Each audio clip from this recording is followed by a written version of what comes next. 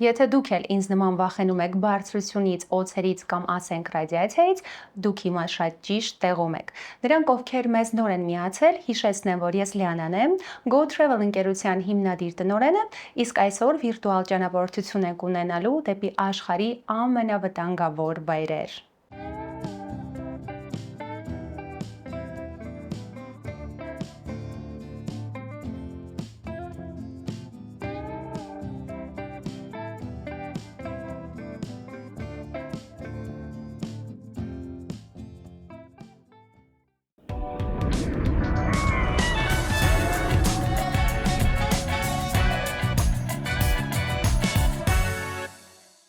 Այսօր ոչ թե մենք բացահայտելու ենք ծովափնյա հանգստավայրերը կամ սելֆի ենք անելու Պիզայի աշտարակի ֆոնին, այլ մի փոքր ռիսկի ենք դիմելու։ Գնալու ենք այնպիսի վայրեր, որտեղ GPS-ը հաստատ լավ չի աշխատում, իսկ բնությունը որոշել է, որ մարդկանց ներկայությունը այստեղ անցանկալի է։ Իսկ եթե պատրաստ ես, բացիր երևակայությունդ ու գնացինք։ Առաջի վայրը, որ ձեզ համար պատրաստել եմ, դա օձերի կղզին է, Բրազիլիա։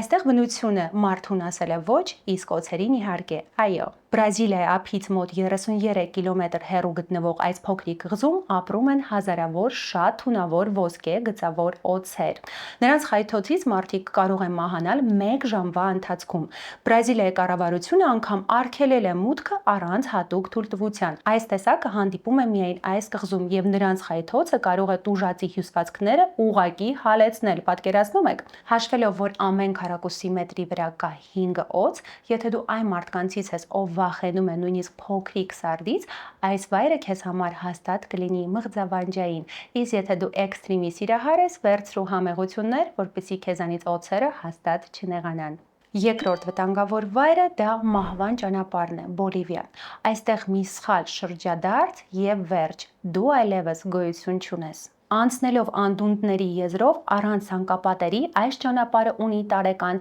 200-ից 300 մահվան դեպք։ Մոտ 64 կիլոմետր երկարությամբ այս ճանապարհը կապում է Լա Պազ քաղաքը Յունգասի տարածաշրջանի հետ։ Ճանապարհը անցնում է լեռների եզրով, հաճախ անտառային մառախուղի, սայթաքուն ցեխի եւ ուժեղ անձրևների պայմաններում։ Այնուամենայնիվ, այդ օրերին այն գրավում է էքստրեմի սիրահար հեծանվորդներին։ Եթե դու քո վարորդական իրավունքը ձեռք ես բերել քո ծանոթների միջոցով, ուրեմն մի ուղևորվիր այս ճանապարհով։ Հենց ինքը անունը ասում է մահվան ճանապարհ, եւ այստեղ հումոր ընդհանրապես չի ընդունվում։ Չեռնոբիլ, Ուկրաինա, 1986 թվականի միջուկային աղետից հետո այս վայրը վերածեց անտեսանելի վտանգների տարածքի։ Չնայած այս վայրը հիմա վերածվել է տուրիստական կայթակղության, սակայն ռադիացիան դեռ այստեղ է։ Լուր, սակայն շատ ուժեղ։ Չեռնոբիլը գտնվում է Ուկրաինայի հյուսիսում, Կիևից մոտ 130 կիլոմետր հեռավորության վրա, իսկ պատահարի էպիկենտրոնը Պրիպյատ քաղաքն է, կառուցված հենց ատոմակայանի աշխատողների համար, ինչ եղավ 1986 թվականի ապրիլի 26-ին։ Ռեակտոր թիվ 4-ը պայթեց։ Թեստի ընթացքում անվտանգության կանոնները խախտվել էին։ Պայթյունը առաջացրեց հսկայական ռադիացիոն արտահոսք։ Ճառագայթը տարածվեց Եվրոպայի մի շարք երկրներ, մինչև Սկանդինավիա։ Մոտ 350,000 մարդ տարահանվեց տարածքից։ Շրջակա միջավայրը դարձավ մահաբեր, մասնավորապես կենդանի օրգանիզմների համար։ Չեռնոբիլում զբոսանքը կարող է լինել քեզ համար ամենահիշվող արկածը, եթե իհարկե դու այդտեղից հետ վերադառնաս։ Սենտինելյան կղզի, Հնդկական օվկիանոս։ Այստեղի մարդիկ աշխարհի ամենամեկուսացված բնակիչներն են։ Իսկ ինչու չգնալ, քանի որ նրանք ընդհանրապես չեն ընդունում արտաքին աշխարհը, օտարներին եւ պաշտպանվում են ինչով կարող են՝ նետով, քարերով կամ ուղղակի կոկոսներով։ Նրանք այնտեղ են արդեն մոտավորապես 60,000 տարի։ Անգամ 2006-ին 2 ձկնորս, ովքեր պատահման մոտեցել են կղզուն, սպանվել են ցեղի կողմից։ Հնդկաստանի կառավարությունը արգելել է մոտենալ կղզուն 2 մղոնից ավել։ Նրանց մասին միակ պատկերներն ու տեսանյութերը արվել են օդից կամ շատ հեռվից։ Նրանց մեկուսացվածությունը ունի նաև առողջապահական պատճառ։ Բնիկների իմունային համակարգը շատ թույլ է եւ մեր հիվանդությունները կարող են մահացու լինել հենց նրանց համար։ Սենտինելցիները տալիս են պատկերացում նրա մասին, թե ինչպես կլիներ ժամանակակից մարդը առանց քաղաքակրթության, տեխնոլոգիաների, Instagram-ի եւ իհարկե fast food-ի։ 5-րդ վտանգավոր վայրը Դարվազայի խառնարանն է։ Այն թարգմանաբար նշանակում է դժոխքի դուռ եւ այստեղ քեմպինգ անելը իսկապես մարդկային կանոններին դեմ է։ Այն գտնվում է Թուրքմենստանի Կարաքում անապատում, վայր, որտեղ եթե երբևէ գազ, լույս չլինի, վստահ եղիր, որ դա քո վերջին խնդիրը կլինի։ Գրեթե 50 տարի առաջ հյուսիսային Թուրքմենստանի անապատում բացվեց կրակոտ խառնարան։ Դարվազայի խառնարանը, որը հայտնի է նաև որպես դժոխքի դուռ, այսօր դեռ այրվում է, եւ գիշերը նրա փայլը երևում է կիլոմետրեր հեռու։ Ենթադրվում է, որ խառնարանը ստեղծվել է ռուսական բնական գազի հորատման վթարի հետևանքով, որի ընթացքում ինժեներները հրկիզել են տարածքը վտանգավոր գազերի տարածումը կանխելու համար, անտեղյակ լինելով, թե որքան կտևի կրակը։ Հիմա այս վայրը վերածվել է էքստրիմ զբոսաշրջության կենտրոնի, սակայն ոչ ոք չգիտի, թե այդ կրակը երբ կանցնի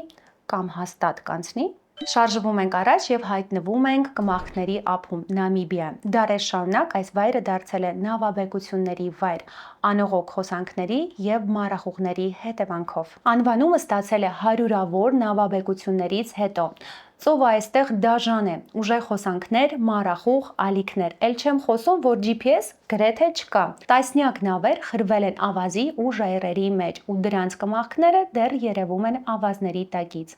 Բայց միայն նավեր չեն, այստեղ հայտնաբերվել են նաև կենդանիների ու երբեմն մարդկանց կմախքներ։ Տարածքը հաճախ անվանում են անիծված ափ, եւ այդ ափը մարդաշատ չէ։ Դե արդեն հասկանալի է ինչ պատճառներով։ Այսօր տեղանքի որոշակի հատվածում թույլատրվում են գիդով տուրեր, սակայն առանց տեղացիի ուղեկցության ետ վերադառնալը իհարկե երազանք կմնա։ Եվ վերջին վտանգավոր վայրը դա Դանակիլի անապատն է Եթովպիայում։ Այս վայրը համարվում է մոլորակի ամենատաք վայրերից մեկը։ Ակտիվ հրաբուխներ, թթվային լճեր եւ գոլորշիացող գետեր։ Կարծես Մարսն է հենց ինքը վայրեջ կատարել երկրի վրա։ Այն գտնվում է Եթովպիայի հյուսիս-արևելքում։ Ինչ է Դանակիլը։ Դանակիլը համարվում է աշխարհի ամենակոշտ ու մահաբեր միջավայրերից մեկը։ Ջերմաստիճանը կարող է հասնել մինչև 50 աստիճան։ Հետաքրքիր փաստ, սա ամենացածր վայրերից է ցամաքում, ծովի մակարդակից մոտ 125 մետր ցածր։ Ճիշտ է, ծով չկա,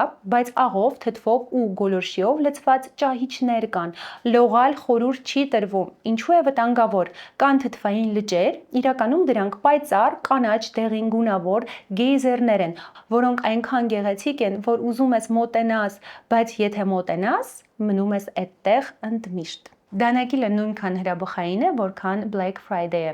Սա հաստատ այն վայրն է, որտեղ դու կարող ես սուրճը գետին դնել, որպեսզի այն եփվի։ Իսկ հիմա մեկնաբանություններում գրիր, եթե այս վայրերը ապահով լինեին, որ վայրը դու կընտրեիր։ Աշխարհը լի է հրաշքներով, բայց երբեմն այդ հրաշքները վտանգավոր դիմակի տակ են։ Ահա ավարտվեց մեր հաղորդումը։ Ես ուզում եմ ավելացնել, որ երբեմն ամենավտանգավոր վայրերն են հենց մեզ ամենահետաքրքիր էմոցիաները պարգևում։ Իսկ եթե դու ես մեզ նման խենթ եւ արկածախնդիր, հավանում դիր հաղորդմանը, բաժանորդագրվիր ալիքին եւ գուցե մյուս անգամ ուղևորվենք ծովափնյա վայրեր, որտեղ դու կարող ես հանգիստ լուսանկարվել։ Իսկ վերջում չմոռանամ քեզ հիշեցնել, որ այն գումարը, որը դու ծախսում ես քո ճանապարհորդությունների ընթացքում, հարստացնում է հենց քեզ։